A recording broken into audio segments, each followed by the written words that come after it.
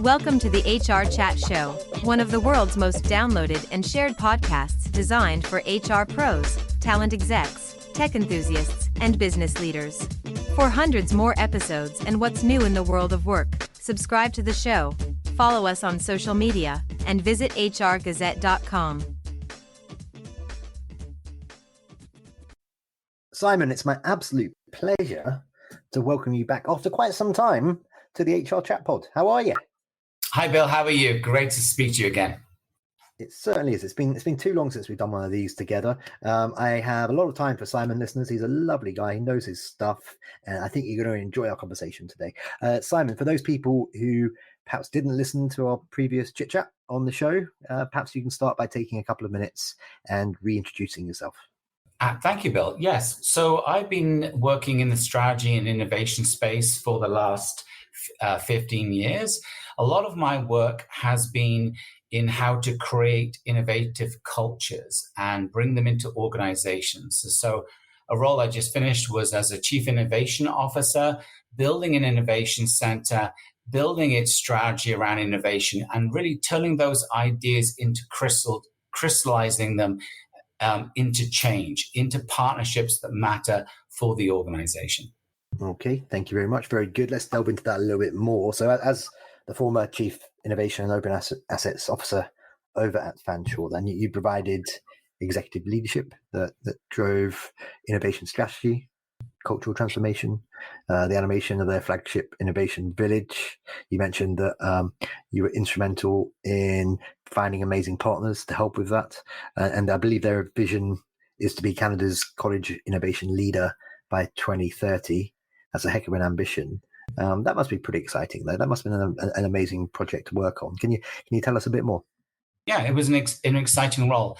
I think many organizations are looking to have chief innovation officers, and those kind of roles typically really are the idea is they're really that catalyst within the organization as a focal point to pull all of their innovation efforts, their transformational projects into one portfolio of then how you build a capability, a pipeline of innovation that can transform the organization, transform its impact, and transform its kind of partnership ecosystem. And so in my role with Fanshawe College as the Chief Innovation and Open Asset Officer, my three key responsibilities was to shepherd the flagship opening of our flagship innovation center called Innovation Village.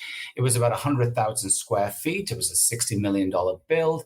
And really that was the epicenter of our innovation efforts as physical bricks and mortar. But more than that, animate that center, but how it will interact. Because, the reality is pretty couches don't actually make things happen. So how do you build the culture around that? So a lot of that pieces were around the cultural building and how do you actually interact with partners, industry, community, non-for-profit partners in actually building innovation pipelines. The third element of that was really building a strategy, an innovation strategy. What and how do you differentiate yourself in the marketplace, this being a post-secondary institution? But actually then, how do you actually embed yourself in your ecosystem, in your region, in the industry? So the key piece of this, building the ecosystem, building that kind of focal point, that physical hub, the innovation center. And then 3, how do you actually build the innovation culture? And so with many organizations, large and complex organizations, having a chief innovation officer role is really that, acting as a catalyst, as a focal point for all of your innovation and transformation efforts. 2, supporting cultural transformation. And 3, really understanding that innovation ultimately is a people question. And as a people question, you need to foster and build and support innovators in your organization so those creative ideas turn into transformational products, services, and change. Thanks for listening to this episode of the HR Chat Podcast. If you enjoy the audio content we produce, you'll love our articles on the HR Gazette. Learn more at hrgazette.com. And now, back to the show. Okay, so my obvious follow-up to that then is how?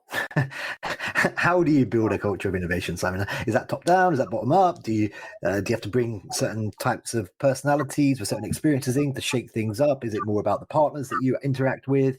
And as part of all of that as well, because this is an HR podcast, how does the chief innovation officer work with HR to achieve that culture? Well, we all know that cultural change can be really complicated and it's multifaceted. I don't think there's one strategy that will actually create an innovation culture. Yes, you need a top-down approach to someone. You need support from the senior leadership team, and with a statement that innovation is important to us. Innovation, a culture of innovation is important to us. You definitely need that, because without that kind of leadership support, and how innovation cascades down through the organization, you're just not going to get the traction. But you also, with that strategy of innovation, you need the alignment. How will it actually cascade into plans and changes across the organization, across all your functional areas? In terms of a bottom up, you know what? In every department and every function, there are innovators. Often they work in isolation. Often they have a great idea, but it's just not catching on. It's not sticking. So the other piece of that is you need to have and support ways in which people with great ideas, and they could be process innovations to product innovation to experience transformation, ways in which you actually nurture ideas and creativity. And so one of the things we'd created was an innovation fund that had seed funding for small kind of nuggets, sparks of innovation. So people would apply, get a little bit of seed funding to demonstrate that their idea had merits. A little bit more developed was we had like called a search fund, which was larger pockets of money with an idea that's more developed. And how do you actually bring legs to that and broker partnerships to build that and scale those ideas and growth and show it has impact, not just within the organization, but extended into the partnerships in the community? That is all part of an innovation pathway. Ultimately, what you want is, if you're building culture and really embedding this within your culture, is a pathway of how you scale, grow ideas into change, grow ideas into really capabilities. Ultimately, an innovative culture has strong, distinct capabilities about what we're good at and how we wish to make an impact in our given sector. The intersection with HR is really important. As I mentioned before, innovation ultimately is a people game. It is a people question. So it's really a question of, regardless of your title, regardless of your functional area, how do you bring people into that mix? Anybody who's worked in change management knows you have to recruit, that enlist, that kind of volunteer army, those kind of pinpricks around the organization of people doing cool stuff, amplify their work, showcase their work, and showcase the potential.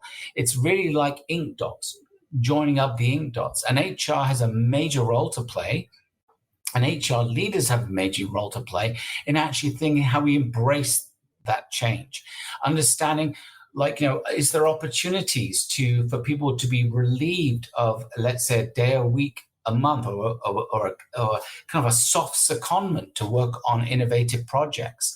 Is there opportunities for HR to support building a competency set around innovation, if it's so important to your business and to your organization or institution? Building a competency set, and ultimately thinking about incentives, and they're not necessarily monetary incentives, but giving people that kind of celebration of their achievements. So innovation awards, projects, all of those can help in terms of building an innovation culture. To my mind, HR is a critical piece in shifting the culture and transforming those efforts in terms of behaviors, norms, and the actions people take. So really, it's about it is downward, definitely. It is also about embracing your innovators, but it's also about building those capabilities and structures so creative ideas see the light of that day and actually can grow and change and transform the impact of the organization. Once in a while, an event series is born that shakes things up, it makes you think differently, and it leaves you inspired. That event is Disrupt HR. The format is 14 speakers, 5 minutes each, and slides rotate every 15 seconds. If you're an HR professional, a CEO, a technologist, or a community leader and you've got something to say about talent, culture, or technology, Disrupt is the place. It's coming soon to a city near you. Learn more at disrupthr.co. It's been a while, Simon, since you're on this show, but the last time you were on, we talked about the Elevate Your Greatness framework and how that's focused on understanding the customer's perspective by seeking out trend signals and insights. And we discussed the connection between customer experience and employee experience.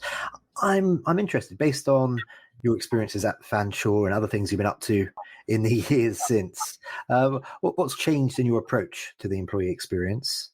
Take a minute or two and tell us that. Yeah, I mean, yes, through my work with Elevate Your Greatness, which is my innovation strategy and consulting firm, really the approach I think is really kind of expanded to think about different stakeholder groups, really thinking more about those partnerships and really thinking about how your organization builds an ecosystem beyond just the staff, beyond just maybe even your customers, but what are some of the partners? They could be suppliers, but also other kind of collaborations in your ecosystem and how you weave that together. I'm highly influenced by kind of like work around the idea of a network organization. So it doesn't mean you dispense with the hierarchy, because hierarchies are important in terms of reporting. The hierarchies are important in terms of accountability. But how do you blend that with the idea of building a networked organization so that you foster those horizontal and across the organization collaboration within, so you can have a greater impact on customer solutions? Because we all know silos can dampen any attempt at transformation, and innovation, particularly around a customer experience, has to often touch multiple parts of an organization. So shifting away to a team of teams approach and network approach can have exponential impact on your organization's results, growth, and scaling. You're very good at the triplicates, Simon.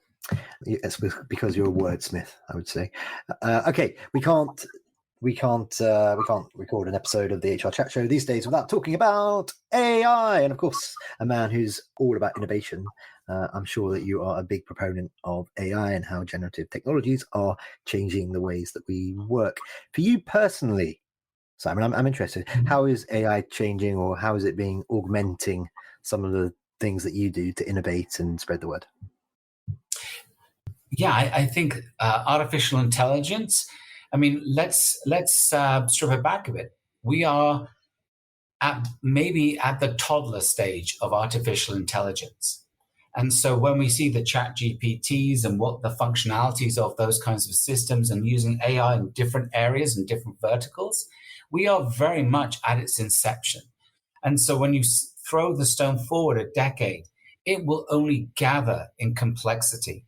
And I think for any kind of complex solution, complex business, having an understanding the implications of artificial intelligence and how you deliver and find and scale your impact is absolutely instrumental.